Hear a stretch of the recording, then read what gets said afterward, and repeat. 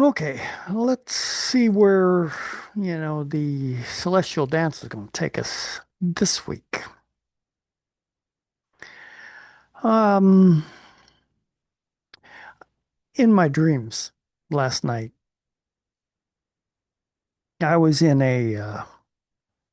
some form of interrogation process, trying to ferret out, you know, who was I to essentially appease, whoever was doing the questioning, and came up with philosopher. You know, in my heart, the idea of, from the true philosophical perspective, that there's always more. And the attempt is made from the philosophical perspective as to what does this more actually mean? Now, just for a little extra, spin off from that, interrogation. Now, interrogation was a term used for one of the uh, uses of astrology, and that is horary astrology, asking the universe a question. That's what horary is. And you cast a chart for the moment that the question comes up from the perspective where the astrologer understands what the question is. The chart is cast for that moment. That's an interrogation of the universe, essentially the planets. And depending on the configuration that they're in at that moment, you know, all the different houses and different planets stand for certain things related to that question. The ascendant is always the person asking the question. And then you've got all the other houses related to where is that question, you know, best situated related to your query. Just an aside there. One of those avenues of astrology I've been doing for a long, long time. Anyway, back to the philosopher.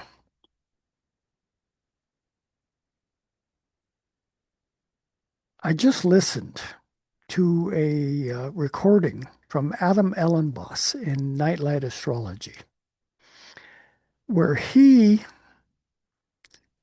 waxed philosophical on astrology. And it was one of the most interesting considerations that I think I've listened to from him in quite a long time, maybe forever in all the uh, presentations. He does these presentations every day, talking about what the celestial dance is going on. Speaking of celestial dance, each of us, when we're born, the planets are arrayed in a certain fashion around where we're born on this planet. And what that does is it sets in motion. And I think the key word is motion because it's not just a static point, but it's the ongoing unfolding of the motion of the celestial dance that we arrived into as the beginning of the dance of life that each of us is invited to grow into and, listen, you know, consciously or maybe unconsciously to what kind of music is playing and how might I engage with it so that I'm not, just left in the dust of what is transpiring, but am a part, an actual integrated part within this kaleidoscopic matrix of the life experience. You know, the planets, they're bouncing around this, our solar system all the time, and they make different patterns, never ever repeating themselves. They do get close, but it's like the kaleidoscope. There's an energetic unfolding hmm, an unfolding of symbolic expression that these planets, when they come together, they make certain aspects to one another, act as an invitation for us to say, well, how is this dance moment going to best be engaged with by my version, our version of what it is that might be transpiring right now? Now, I could read off to you all the different planetary movements that are going to happen this week. Right off the bat, it's yesterday, Saturday. Mercury, the planet that has everything to do with how we think and how we communicate and what is our learning modality, went out of bounds.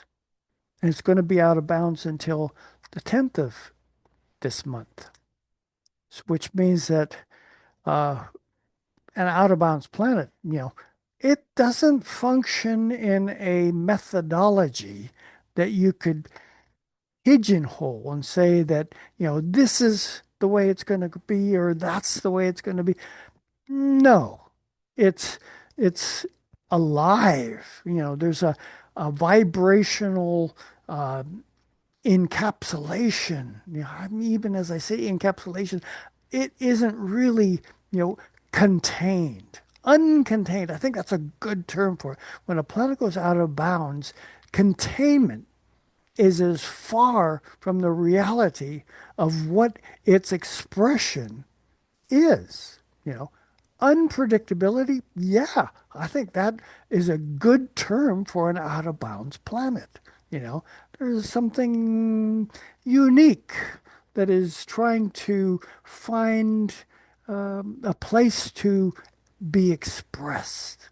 Yeah, ironically, we're talking Mercury, the planet of, oh yeah, expression, our words, our thoughts, our how do we want to energize this experience in certain ways? Well, Mercury goes out of bounds for 10 days, starting yesterday. Um, I'm just going to read off the planetary dance moves that are happening this week. Today, Sunday, Venus moves into a square with Jupiter. There it is right there, square with Jupiter.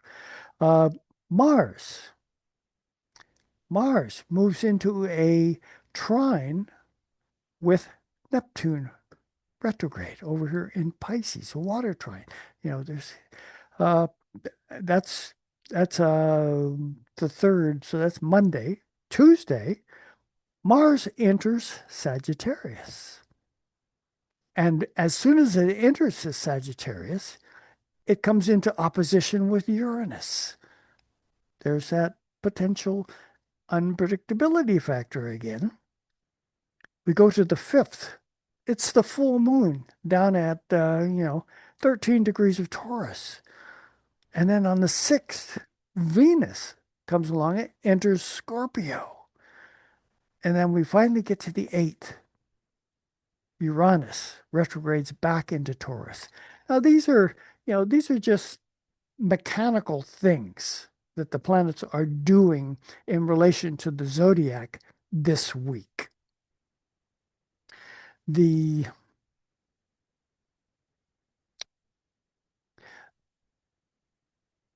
the one perspective, we're still in the season of Scorpio, so the potential for ferreting out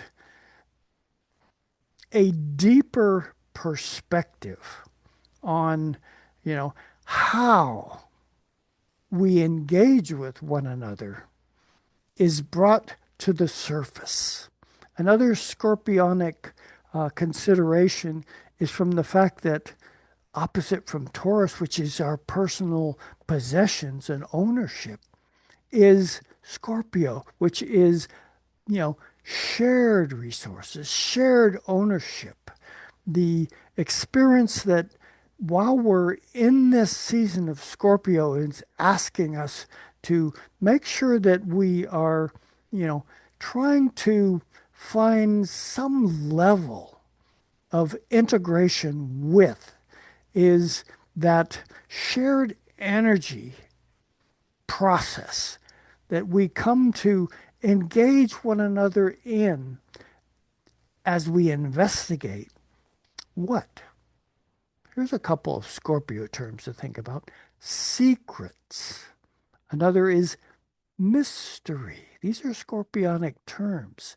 And as I was meditating on just that, secrets and mystery, I was drawn to consider what is Pluto, the planet with the modern affinity for Scorpio, doing right now. It's here. It's direct. It's an early Aquarius. So, what is Aquarius? Aquarius is the realm of community, social interaction at the group level. And so, as I was feeling feeling, good water term, into the potentials for what avenues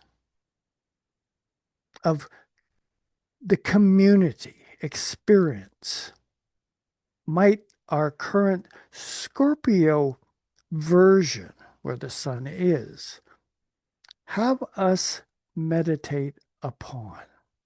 Now, there are essentially three images, symbols, if you will, for Scorpio. One, the scorpion, you know, scurrying around in the dust of the earth, trying to protect itself with its, stinger coming back over its back from anything that might try to interfere with it. And, that aspect of the Scorpio really doesn't engage well with others. And, we're talking Scorpio here, which has the potential for how is it that we can share the experiences that we have set in motion through the previous sign, Libra, to go deeper, you know. What is that? Investigate, the possibility of secrets and mysteries? Yeah, that's on the equation. The next level, the next symbol, if you will, for Scorpio, believe it or not, is the eagle. You know, picture, if you will, that Scorpio scurrying around in the dust of the earth, shifting its energy up to the eagle perspective, flying high above the world with a ability to utilize its vision to see detail at extreme distances. This is Scorpio as well, but you have to get past, a potential mistrust that often surfaces because Scorpio's interaction with others it's tenuous from this perspective that the insight capacities that come to the surface when we gather together, there's our Pluto over there, remember, community, is of such a nature that things are going to come up that we hadn't anticipated. And the reason that they come up from the Scorpio perspective is the level of interest and investigative depth of what's transpiring between us wants to look at things, you know, technically from a soul level. What is the internal investigative process going to uh, want to expand upon as we engage with one another that really, doesn't want to spend too much time at the surfacey level, visions that we've created about ourselves that are, you know, uh, trite at best. Oh yeah, they're well formed. We've invested a lot of energy into that version of ourselves that we're putting out there all the time as we engage with another. Scorpio says, I really don't care so much about that, but from the mystery side, what is the mystery of you? What is the mystery of me that as we engage with one another really wants to hook up at a very interpersonal and intense way with each other in the investigative process of discovering what is it that we as soul beings mean to each other and to the world that we inhabit. This is not just minor stuff. Now, let's throw in the community experience. Pluto. Pluto's like, Pluto wants to transform anything it touches. It's in the zone right now about community. So the idea of, who are those that would fit in effectively or most effectively into what I might understand as my cosmic tribe. That's a version of community. From this Scorpio perspective, if,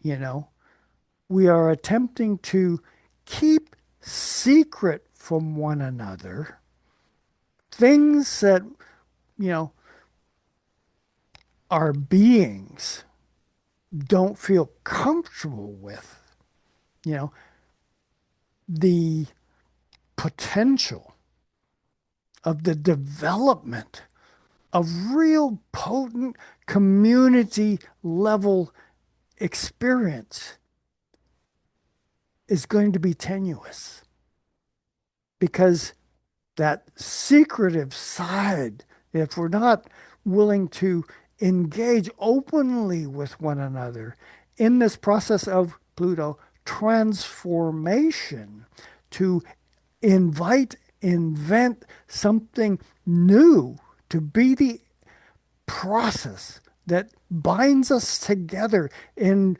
very unique fashion is going to be challenged. We won't really be able to get to the really deeper, more meaningful considerations of what the mysteries of life is here and about and asking us at a very profound level to consider. Then along comes the third symbol of an awakened Scorpio perspective. Remember, we have the scorpion, then we have the eagle with the vision. The last one is the phoenix. Phoenix, you know, the bird on fire, an eruption of the expansion of consciousness beyond anything we had ever thought possible. You know, there's an awakening that Phoenix represents that if we can get to that point in our deep Scorpio perspective and how, as community beings, we engage with one another and can, push into that Phoenix level of awakening, the amount of substance that we share with one another as we engage in whatever experience is an invitation to all the perspectives of the life process. Remember, you were born not as a static being, but into a life process, kaleidoscopic version of being a part of an ever changing whole. That is essentially a very dynamic and very potent version of what it can mean as we engage with one another in the invitation. There's something quite new, quite dynamic to unfold. I don't know what it is. I do know I have a willingness to test the parameters of what that container, if it could be actually considered as a container, an unlimited container, because the kaleidoscopic experience never repeats. Life doesn't repeat, you know, and yet there are versions where people try to contain us within certain, fixed modalities as being the only thing that is, effective and most likely to be successful. Is that really so?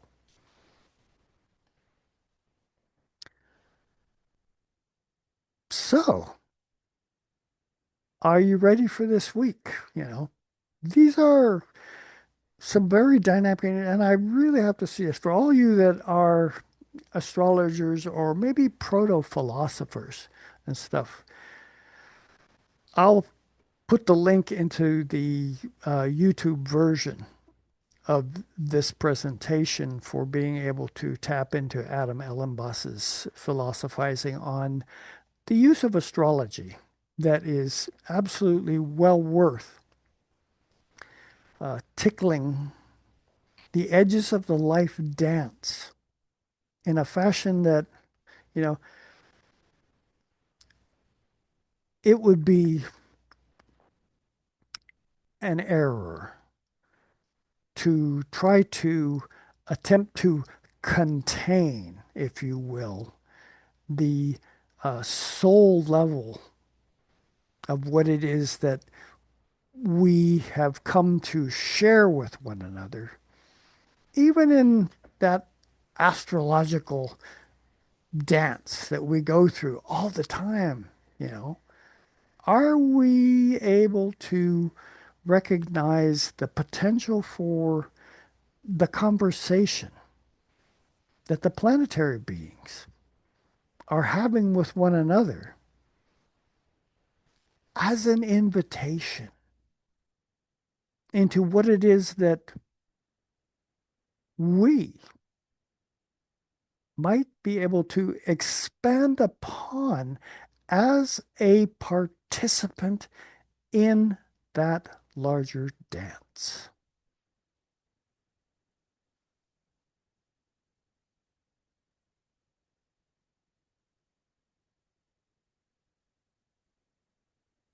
I'm just going to flip through the week here. Monday,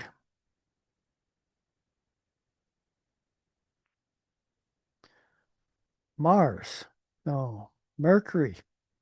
Out of bounds Mercury. No, we're talking Venus. Venus has moved into that direct square. It's been in the direct square with Jupiter. Venus, that interaction capacities that we invite each other to participate with And Venus is in Libra, the sign of what does it mean to get together. And Jupiter, don't hold me back.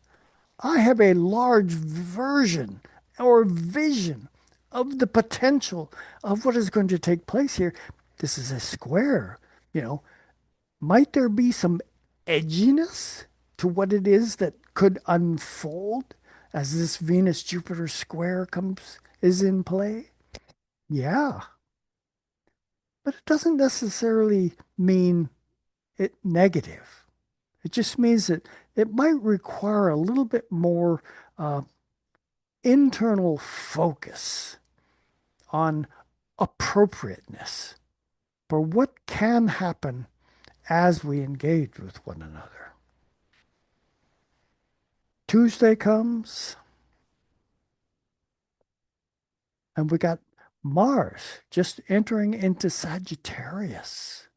You know, it's taking that scorpionic Mars version and putting it into a much larger container that really has no limits. You know, there we go back to that potential kaleidoscopic unfolding of life that really never, ever has a repetition or an end. It's always something vibrant and alive. Are you tuned into that potential? Mars energizes it. It comes in there and says, yeah, I want to participate in that in a very active fashion. And it's, you'll notice, moving up on that Mercury, which is out of bounds. Don't be surprised if something leaps off your tongue in this, you know, Mars day. Tuesday is a Mars day that you hadn't anticipated.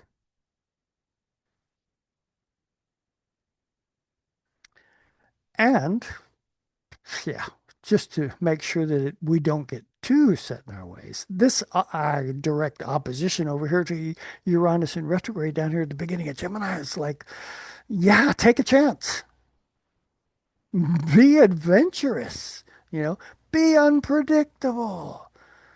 This is the kind of energy that, you know, you can't predetermine it, you know, and it is energetic. There's, you know, something very potent attempting to make an appearance in true fire fashion.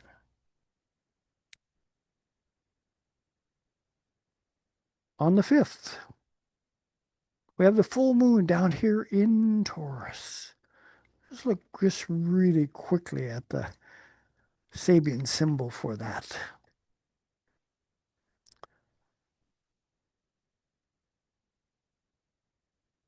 It actually happens at 13 degrees of Taurus.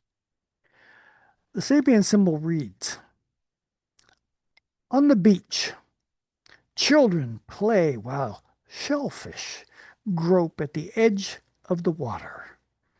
And the keynote, returning to simpler joys for revitalization. This some further words, this somewhat ambiguous picture suggests the way in which simultaneous activities of different natures can fill the individuating mind. The consciousness of socialized man operates at two levels. In close parallelism with what goes on in the unconscious parts of the mind, i.e., the sea. Natural urges are half conscious, half unconscious. They exist in a borderland, the wet sands still partly covered by small waves. The children play a little further away, learning imaginative yet socio-cultural games. The hardworking porter, loaded with baggage should remain a little child at times and allow himself to be close to the subconscious but natural urges. At least he should do so for a while until he feels sure of himself. You can transpose that gender quite easily, I'm sure. But this full moon, that maximum reflected solar light from the sign of personal resource base, reflecting the collective resource base of Scorpio up there where the sun is. Can you feel kind of a back and forth pull of energy there that's saying, I may know what I own, but do we know what we own together?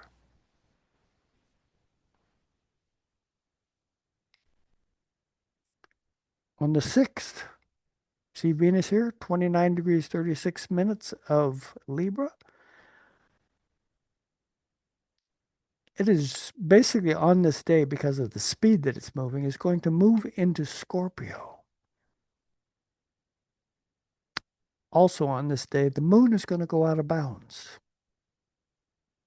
It's down here getting ready to cross into that Gemini Cancer area where it's going to be out of bounds in the north. Venus, the energy of the exchange, one with another, moving from the sign where it has been breathing deeply and effectively into the arena of how we investigate what it is that we together are attempting to bring into focus. Moves across and into that line of Scorpio on Thursday this week.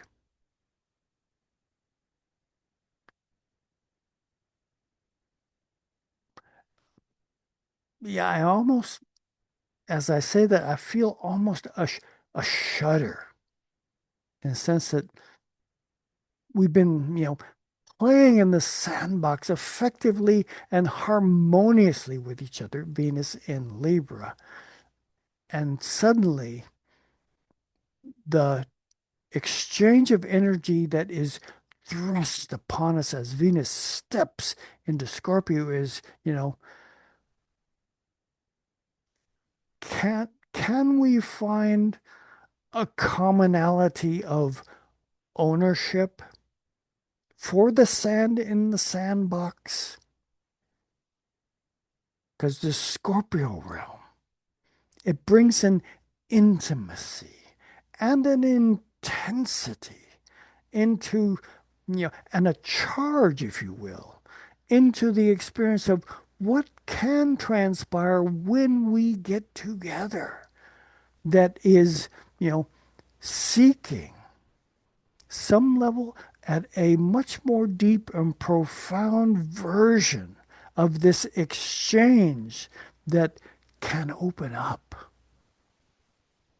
secrets, the mystery of life that actually can erupt from the process of engaging with one another at a most transpersonal, interpersonal level that, in a way, kind of says, yeah, the sandbox experience was great.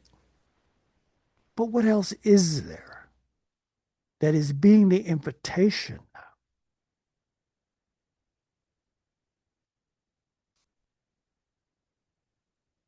If we go just a couple more days, actually, you see Venus right down here, 0 degrees, 1 minute of Gemini. On Saturday, Uranus did I say Venus? I meant Uranus. Slips back into Taurus. It's still retrograde, of course.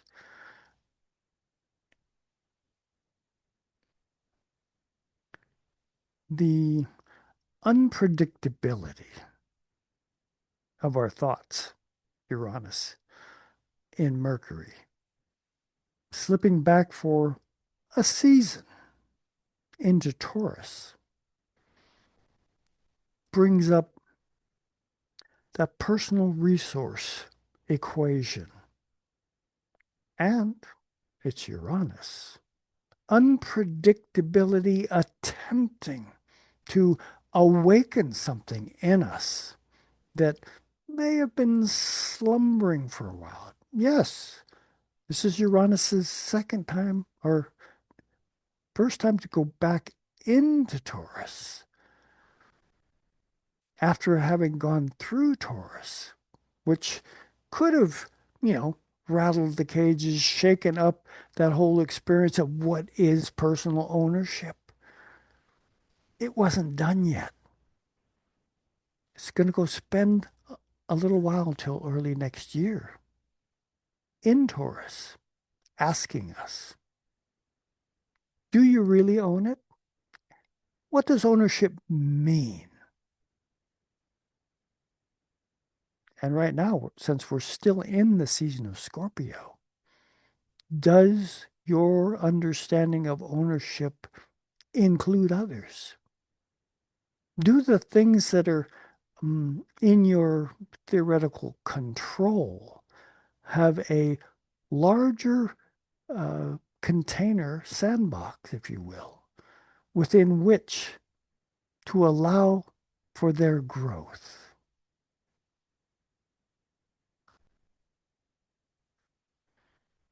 That's all I'm going to offer you for this next week. I know I drifted off into the philosophical side for just a bit more than I'd anticipated, but as a philosopher, I think anticipation can get in the way sometimes of really allowing for the breath of life to fill out the experience in just the way it needs to in the moment, without any preconceptions or preconceived versions of what is to unfold, getting in the way of allowing the muses to come through and say, this is what needs to be expressed now. Can you feel that? That's a question for you to tune into. Can you feel it? You are not alone, never have been. Do you know it?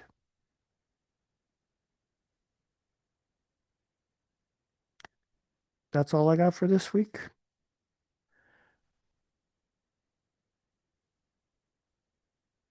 We're being asked right now to share some unique perspectives with each other. There are mysteries afoot, awaiting their discovery. Don't think small, because we are a part of it all. Ciao.